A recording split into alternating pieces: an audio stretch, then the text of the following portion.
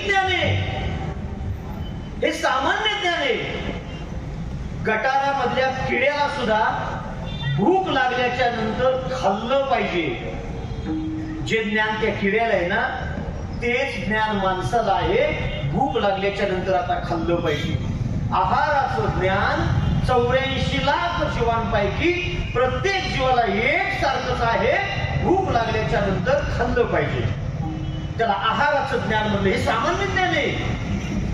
84 लाख जीवजंतू पोट भरण्याकरता पळत असतात. सामान्य ज्ञानातला पहिला प्रकार आहार. सामान्य ज्ञानाचा दुसरा प्रकार आहे निद्रा. शरीर थकल्याच्या नंतर झोपलं पाहिजे. गटारातलं डुक्कर, कुत्रा, किड्या मुंगीपासून आकाशामध्ये उडणारे पक्षी, जमिनीवरती वसरपटणारे प्राणी आणि पाण्यामध्ये जीव सुद्धा झोपतात. फक्त पाण्यातला मासा झोप घेई कैसा, जावे त्याच्या वंशात तेव्हा कळे. पाण्यातला मासा कसा झोपतो हे आपल्याला कळणार नाही, पण मासा 2 नंबरला आहे निद्रा. 3 नंबरचं सामान्य ज्ञान भय. जीव वाचवण्याकरता प्रयत्न करणं. भीती हा प्रकार जन्माला आलेल्या प्रत्येक जीवाला आहे. कळते ना सगळं तुम्हाला? भीती हा प्रकार जन्माला आलेल्या प्रत्येक जीवाला आहे. अरे टेबलवर आपण ऑफिस मध्ये बसलेलो असतो, एखादी मुंगी चालायला लागली ना, त्या मुंगीच्या पाठीमागे आपण नुसतं असं बोट धरलं तर ती मुंगी चूक खाऊन पळायला सुरुवात करते. त्या मुंगीला कळतं आपल्या मागे काहीतरी मोठं संकट आहे. जीव वाचवण्याच्या हेतून ती मुंगी पळत. सगळ्या जीवांना भय आहे. आणि शेवटचा सामान्य ज्ञानाचा प्रकार भयतून पुढची पिढी निर्माण करण्याची अक्कल ही सगळ्या जीवांना आहे. याला बेसिक ज्ञानाचे प्रकार म्हणले. फक्त माणूस या प्रकारांपेक्षा थोडा वेगळा आहे. नीट आहे का? थोडा वेगळा आहे. माणसाकडे विशेष ज्ञान आहे. माणसाला पाप पुण्य कळतं, माणसाला चांगलं वाईट कळतं, माणसाला सत्य असत्य कळतं, माणसाला खरं खोटं कळतं. एखादं काम करत असताना आपण नेमकं काय करतोय, हे चांगलं आहे का वाईट आहे, हे माणसालाच कळतं. फक्त कळून सुद्धा, पाप पुण्याची जाणीव असून सुद्धा, देवाधर्माची जाणीव असून सुद्धा माणूस माणसासारखा वागत नाही. हे दुर्दैव आहे. आणि त्याच्यामुळेच नाही तरी गेला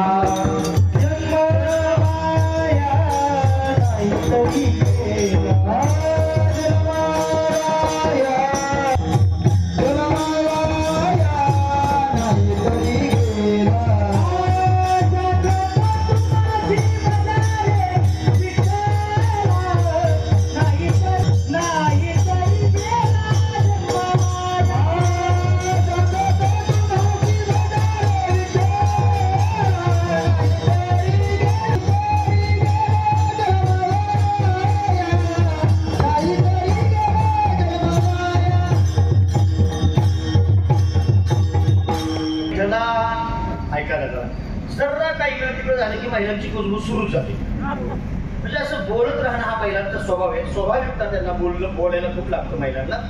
मी तुमच्यावरती काहीतरी असं दोष दाखवतोय असं नाही. बोलणं हा महिलांचा स्वभाव आहे. ते मातृत्व असतं, एक ओलावा असतो, एक जिव्हाळा असतो महिलांमध्ये. आणि तो राहत नाही त्यांना. की आमची आली कागदी, तुमची आली कागदी, ही कुठं बसले. म्हणजे हे बारीक सारीक गोष्टी त्यांच्या त्या निसर्गतच त्यांच्याकडे गुण येतो. बोलत राहणं.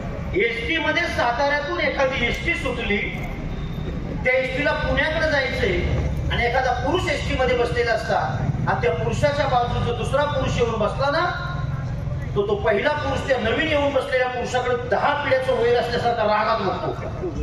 रक रक रक त्याकडे बघत असतो.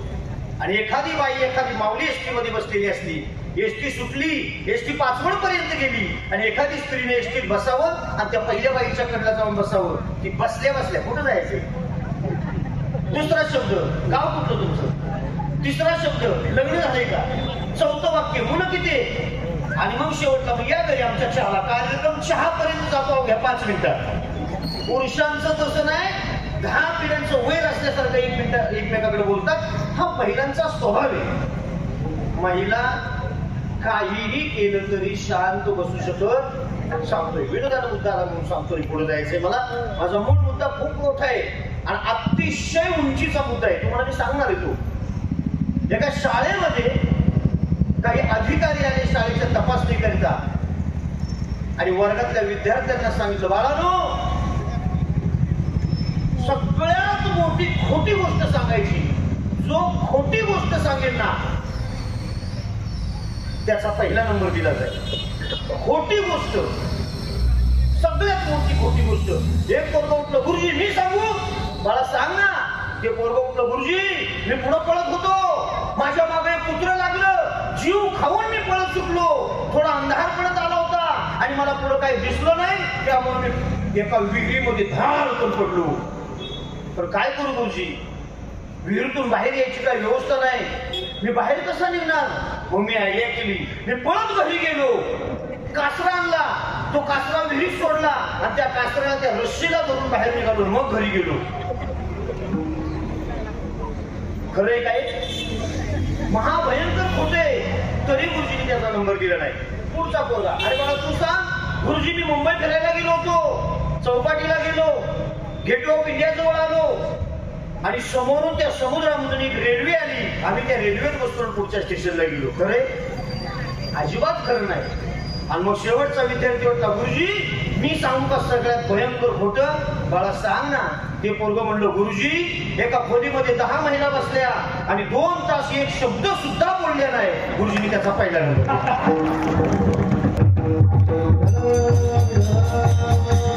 जनता ही माणसाच्या हातामध्ये आहे. खूप मी उंचीच सांगतोय का,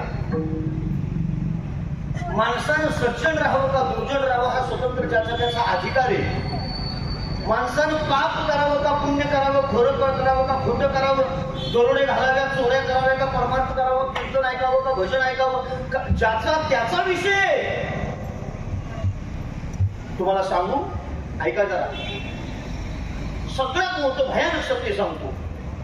ज्या दिवशी देवानं आम्हाला जन्माला घातलंय ना, त्या दिवशी कपाळावरती मृत्यूची तारीख, वेळ, ठिकाणा कपाळावर शिक्का मारूनच पाठवलंय. ही गोष्ट आधी समजून घ्या.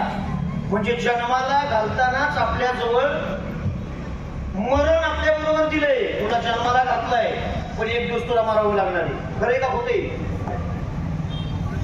उपजलेल्या पिंडाला मरावंच लागतं, हे सत्य आहे. आणि आपण फक्त तेवढीच गोष्ट विसरलोय, बाकी सगळं देण्यात आपल्या. लोक मरणाला विसरले, मरणाचं भान नाही लोकांना. मरणाचं भान जर असतं लोकांना तर लोक जीवाला आता घाबरले असते ना. 15-20 वर्षाचा काळ आहे आमच्या खेडेगावाकडं. गाडीचा हॉर्न तरी 20 वर्षापूर्वी वाजला ना, मी शाळेला होतो त्यावेळी पोरग धाडपण सुटायचं आणि मागं लांबून असं बघायचं, बापरे कुठल्या गाडीचा हॉर्न वाजला. गाडीला त्यावेळी मुलं इतकी घाबरत होते. आता गाडी येऊन मागणं इथं चिताकली तरी पोरं हटत नाही, हॉर्न वाजून वाजून. लक्षात ठेवा. आता मी कीर्तनात येत्या मला असं डुंगणाला म्हणता येणार बोललो. म्हणजे पाठीमागं येऊन गाडी चिटकली तरी पोरग हटत. भीती राहिली नाही लोकांना, नाहीच भीती. पण मरण ही गोष्ट सत्य आहे. आलेलेला मरावत उपजले ते नासे. काय ज्ञानोबाची मांडणी आहे बघा ना. उपजले ते नासे, नाशिले ते पुनरपी दिसे, हे घटिका यंत्र जैसे परिभ्रमेगा, किंवा आएगा सो जाएगा, राजा रंक फकीर. किती प्रमाणात? 100 प्रमाणात माझ्याकडं. येथे नाही गुरु आले अवतार आणि येरते पामर जीव किती. किती सांगू? 9वी मर गए, 10वी मर गए सहस्त्राठ्याशी, 33 कोटी देवता मर गए, पडे का लगे फाशी. इथं कोणीही कायम स्वरूपीचा मुक्काम करण्याकरता आलेल्या प्रत्येक जीवाला मरावंच लागतं. मी फार भयानक सत्य सांगतोय, ऐका. फक्त तुम्हाला विनोद आणि हसणं या गोष्टी ऐकायच्या सवय असल्यामुळं माझा थोडा वांदा झाला. हो, कुठल्या बाजारात काय विकावं याची मला पक्की अगदी म्हणजे जाणीव आहे. पण तरी सुद्धा मला तुम्हाला चांगल्या उंचीचं सांगायचंय. 10 लोकांपैकी 6 लोकांनी ऐकलं, 4 लोकांनी नाही ऐकलं, फक्त शांत बसले तरी चालतंय. पण मला फार उंचीचं सांगायचंय, तुम्ही चांगलं ऐकताय म्हणून. जन्माला आलेल्या प्रत्येक जीवाला मरण हे आहे. शास्त्रानं मरणाचे प्रकार भिन्न सांगितले असतील. मरणाचे प्रकार वेगळे असू शकतात. मरणाचे प्रकार कुठले सांगितले शास्त्रानं?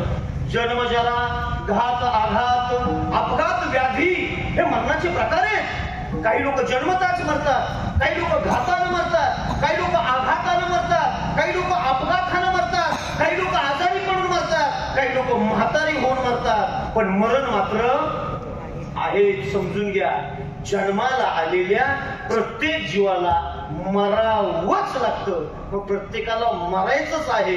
तो दुर्जन बनून मरण्यापेक्षा सज्जन बनून मेलेलं कधीही चांगले. विठाला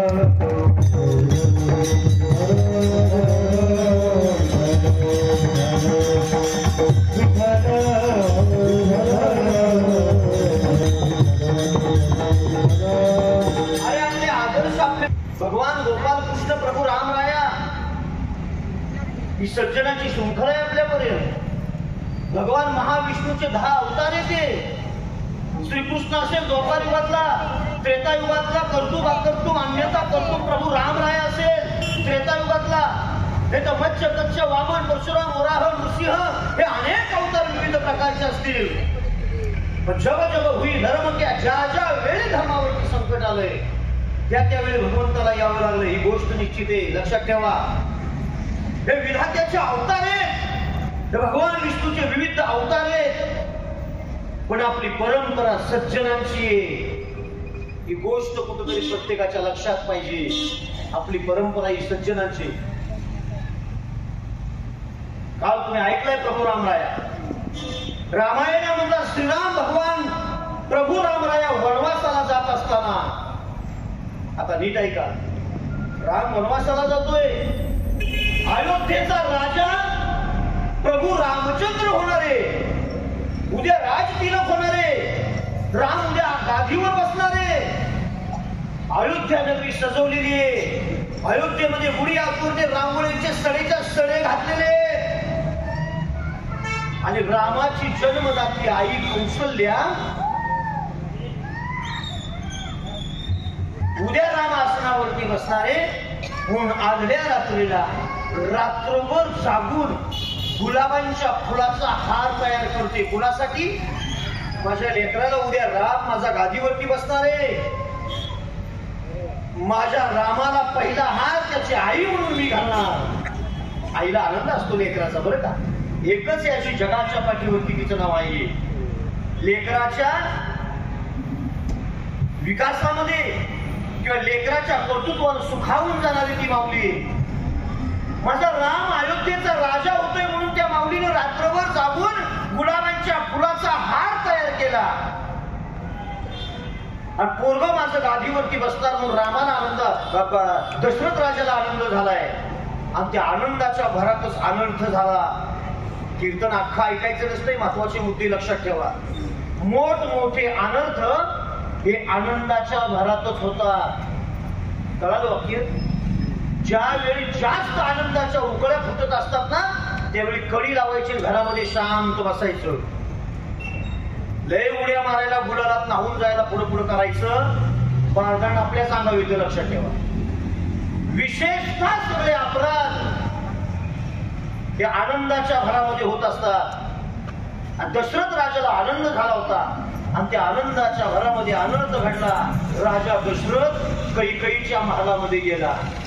कैकेयीने काळी वस्त्र परिधान केलेली होती, कुंकू पुसलेलं होतं, गळ्यातलं मंगळसूत्र तोडून कैकेयी बसले होते एका कोपऱ्यात. अगं राजा दशरथ म्हणतोय, अगं कैकेयी, आपलं पोरग उद्या राम अयोध्येचा राजा होणार आहे, तू काय अशी अवस्था केलीस? कैकेयीने सांगितलं, आपलं नाही, तुमचं.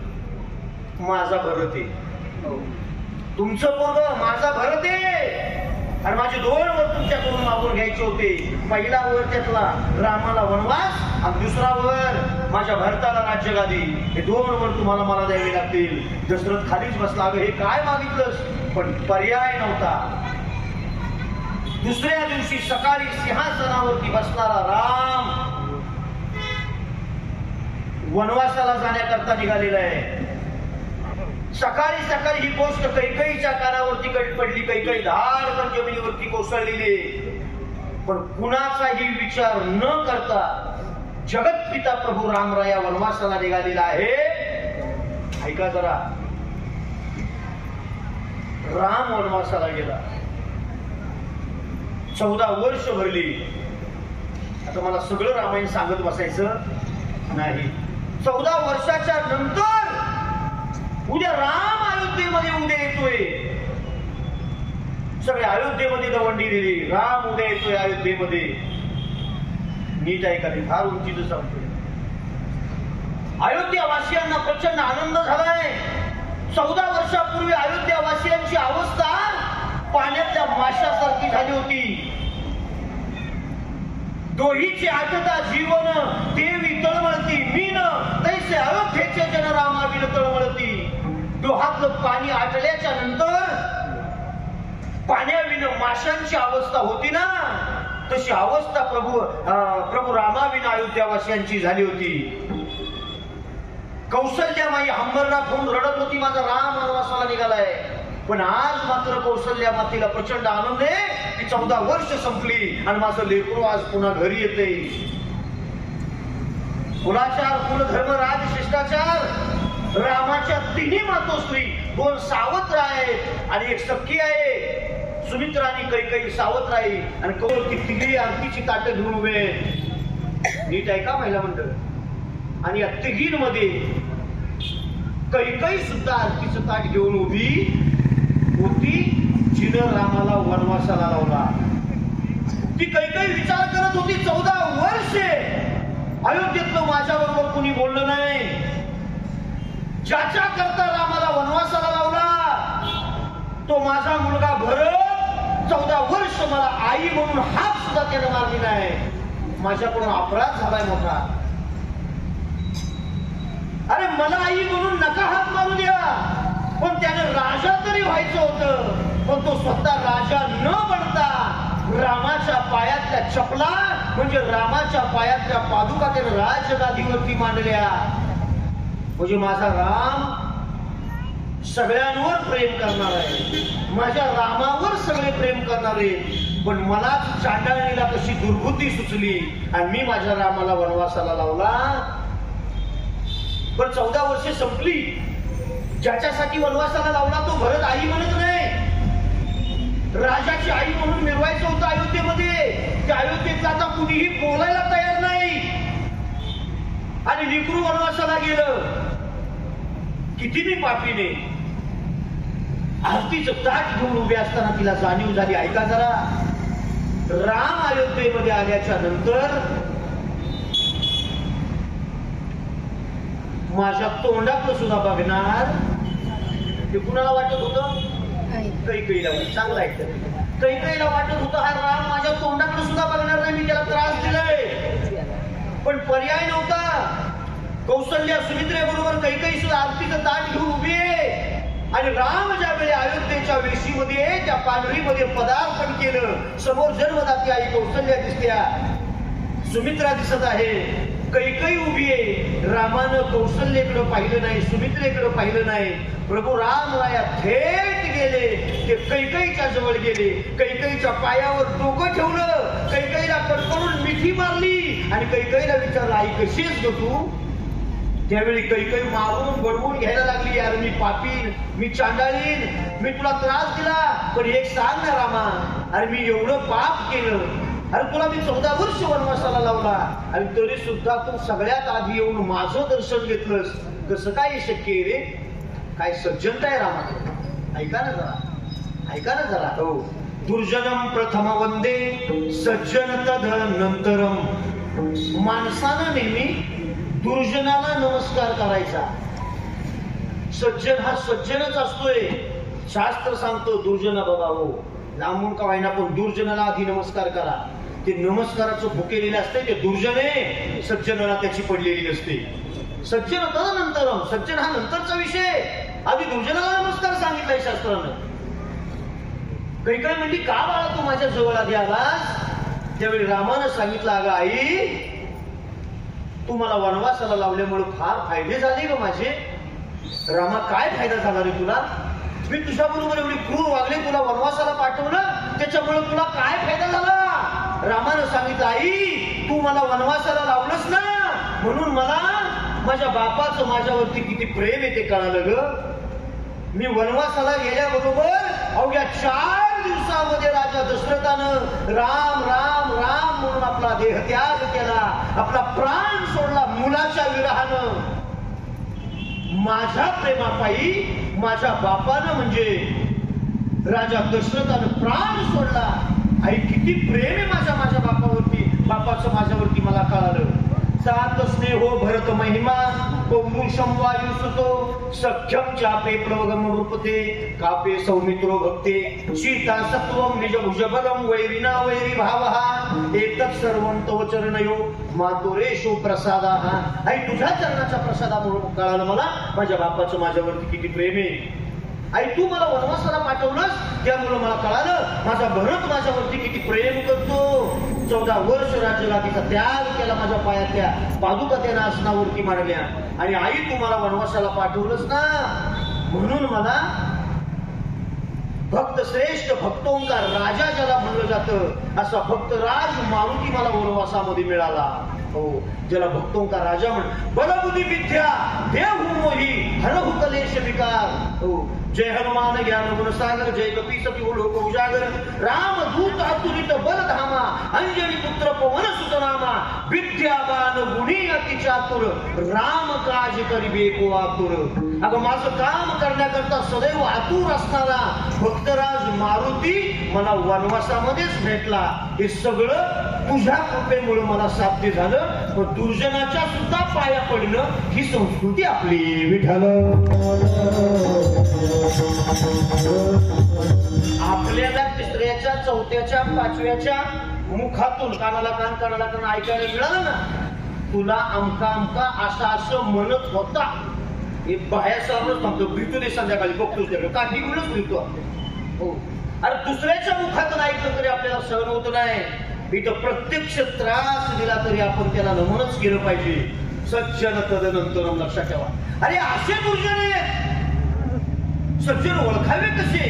या दुर्जनांच्या नगरीमध्ये सज्जन ओळखावा तरी कसा आणि सज्जन कसा ओळखावा हा प्रश्न जगद्गुरु तुकोबा यांना ज्यावेळी सांगण्यात विचारण्यात आला त्यावेळी तुकाराम महाराज म्हणतात तुम्हाला सज्जनाची ओळख सांगू.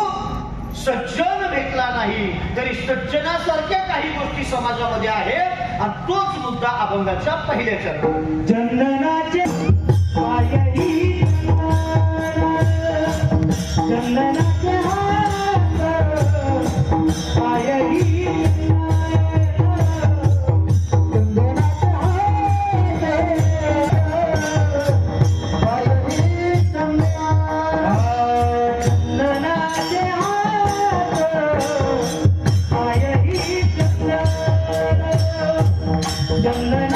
हात पायही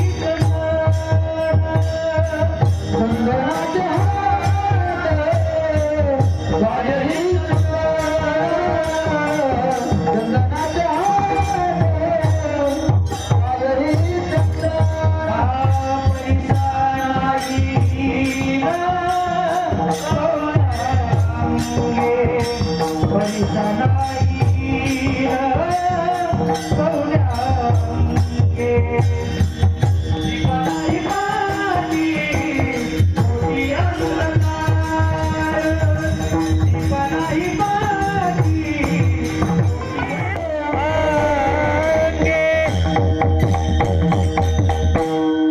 चंदनाचे कळते ना कीर्तन सर्वांना.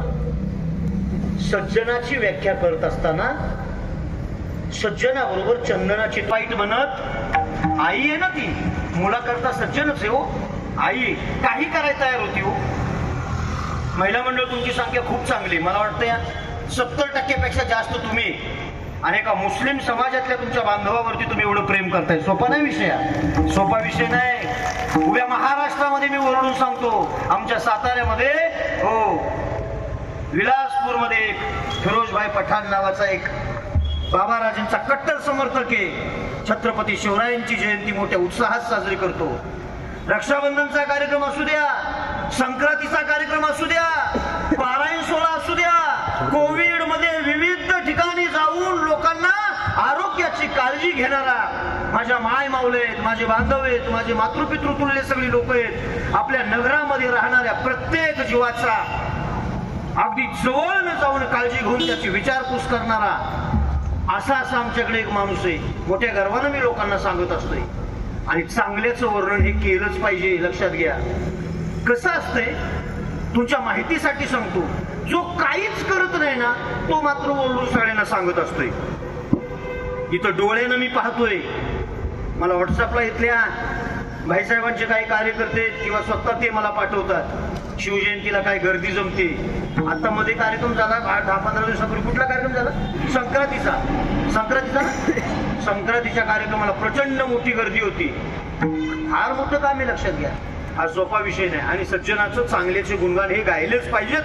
त्याच्यामध्ये अजिबात मला कमीपणा किंवा त्याच्यामध्ये दुमत माझं नाही, किंवा तुम्ही सुद्धा त्यांच्या पाठीमागे ठाम राहिलं पाहिजे. या मताशी मी सहमती आहे. का 4 दिवसातून, एखाद्याला 2 दिवसातून, एखाद्याला दररोज करावं लागतं. त्या माऊलीने ते लेकर, अरे भाजी विकणारी बाई आहे, त्या माऊलीने विचारलं, डॉक्टर त्याच्यासाठी किती खर्च येईल? डॉक्टरने सांगितलं 1000 रुपये खर्च येतो. त्याला द्यावी लागेल. आणि एका किडनीवरती किडनी दान करणारा सुद्धा पूर्ण आयुष्य जगू शकतो. आणि हा मुलगा सुद्धा अख्खं आयुष्य जगू शकतो. आई पटकन म्हणते, आईच म्हणू शकते, डॉक्टर माझी किडनी बसते का बघा ना, माझ्या पोराला बघा ना, काय पण करा पण माझी किडनी त्याला येते, पण माझं लेकरू जगलं पाहिजे. डॉक्टरने तपास नाही केल्या, किडनी मॅच झाली. आई साहेब आनंदाची गोष्ट आहे, तुमची किडनी बसणार आहे तुमच्या मुलाला. त्या म्हणाला, मी बाप रे माझ्या पोराला जीवदान मिळणार, पण स्वतःची किडनी पोरासाठी विसरली. किडनी द्यायला तयार झाली. ऑपरेशन थिएटर मध्ये दोघांनाही ऍडमिट केले. लेकराची एक किडनी काढून टाकली, आईची किडनी काढली, त्या पोराला जोडली. पण ती किडनी जोडत असताना त्या पोराचा बीपी लो झाला आणि पोरगं त्याच्यातून वाचलाय. पोरानं शेवटचा श्वास घेतला, नवे पोरगं मेलं. त्या डॉक्टरला प्रश्न पडला, या आईला काय सांगावं. फक्त लेकरासाठी लक्षात ठेवा, हे फक्त आणि फक्त आईच करू शकते. कारण आईशी कळवळ्याची जाती, करी लाभाविन प्रीती लेकुराचे. कुठल्याही बाजूला पाहिला तर तो सुगंधच देतो. चंदन सुगंधी येतो, चंदन स्वतः दिसतो, इतरांना सुगंध देतो. चंदनामध्ये गुण आहे. दुसरा मुद्दा सांगितला भारताने, पैसा नाही हिन कवने परीस पाहिजे. सज्जन करतो तो सुद्धा त्या दुर्जनाला चांगलं घडवण्यासाठी काम करतो. सज्जनासारखे सज्जनासारखा चंदन आणि सज्जनासारखा परीस हे पहिल्या चरणामध्ये महाराजांनी हे 2 मुद्दे सांगितले.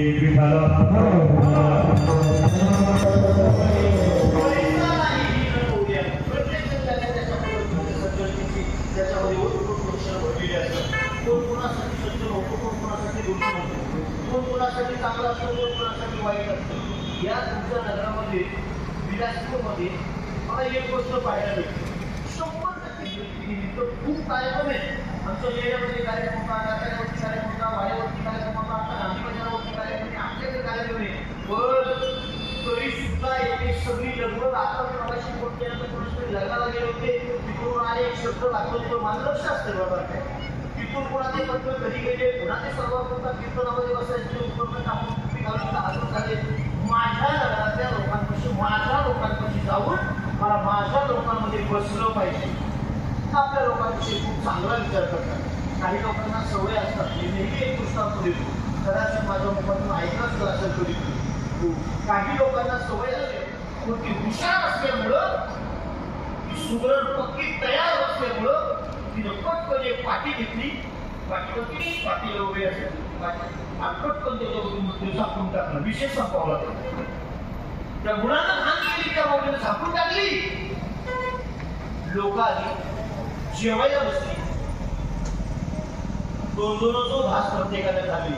आणि एकाचं लक्ष पाठीकडे गेलं, त्यानं शेजारच्या टोस चालला. अरे मग काय कळतंय का? ताटात पदार्थ किती आहेत? ऐकताय किती? 10 पदार्थ ताटामध्ये मांडले. पण एकाचं लक्ष पाठीकडे गेलं आणि त्यानं शेजारच्या टोस चालला. ऐकतोयस का? काय झालं? बाईसाहेबांनी सगळे पदार्थ वाटले पण बहुतेक पाठी खालचं वाढायला राहिले वाटतं पाठी खाली काहीतरी विशेष आहे काहीतरी रुचकर असलं पाहिजे की चुकून वाढायचं राहिले आणि बघ ना एकामेकाची ढोसकायला सुरुवात झाली एकामेकाला पुरवायला सुरुवात झाली काहीतरी पदार्थ वाढायचा बाकी आहे मला दुसऱ्यांना सांगता मला याच्यापेक्षा पुढचं काहीच टाकायचं नाही माझा मुद्दा इकडे ऐका माझा मुद्दा इकडे हातामध्ये पदार्थ किती बोला किती हा पदार्थ हातामध्ये या 10 पदार्थाचा आनंद घ्यायचा त्याच्यावरती ताव मारायचा पोटभर खायचं तृप्तीचा ढेकर द्यायचा 10 पदार्थांचा ताटातला आस्वाद घ्यायचा सोडला आणि टोपाखाली काय त्याच्यामध्ये जीव अडकला आणि 10 पदार्थ खाण्याच्या ऐवजी असं मन विस्कळीत झालं काय राहिलं असं मला मिळेल का मला मिळेल का 10 पदार्थाचा सुद्धा त्याला आनंद घेता आला नाही म्हणून शाश्वत हेच आहे जे तुम्हाला नजरेने दिसते जे आपलं आहे त्याच्यावरती काम करा आणि त्याचा आनंद घ्या शेजाऱ्याच्या घरात काय शिजते ते शोधायला जाऊ नका आणि ज्या दिवशी तुम्ही शेजारच्या घराचा अभ्यास करायला सुरुवात करा त्या दिवशी तुम्ही अडचणीत घ्या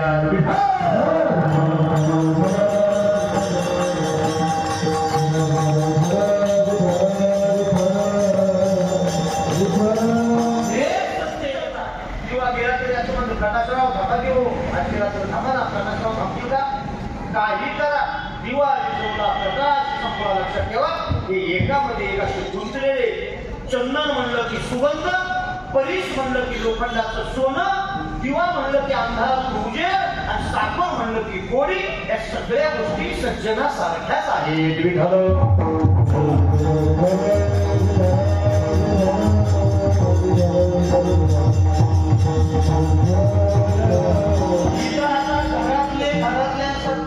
बरोबर सज्जनासारखे राहत नाही शेजाऱ्या पाजाऱ्यातून पाहुण्याला वेळेचं सोडूनच द्या ऐका जरा नीट कुटुंबातले सगळे आपले सुद्धा आपल्या बरोबर सज्जनतेच्या लक्षणात कुठेही बसत नाही आणि आधी तुम्हाला सांगतो शेजारच्यालाच वाटतं आपलं वाईट व्हावं कळते ना तिकडं आंबे धरला तिकडे जावली तालुक्यात राहणाऱ्या मला प्रवीण माणसाला वाटलं नाही बिलासपूरमध्ये आमच्या इतक्यात वाईट भाऊ मला वाटेल का काय समज आपल्या शेजाऱ्यापासूनच सुरुवात होती कुटुंबापासून सुरुवात होते नीट आहे का उंची तिथं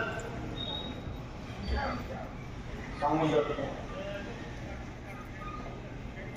सीतेला ज्यावेळी पळवून रावणानं लंकेमध्ये दिली सीता शोधा करता मारुती रायहरण केलं माहितीये तुम्हाला हनुमान चालीसा वाचताय तुम्ही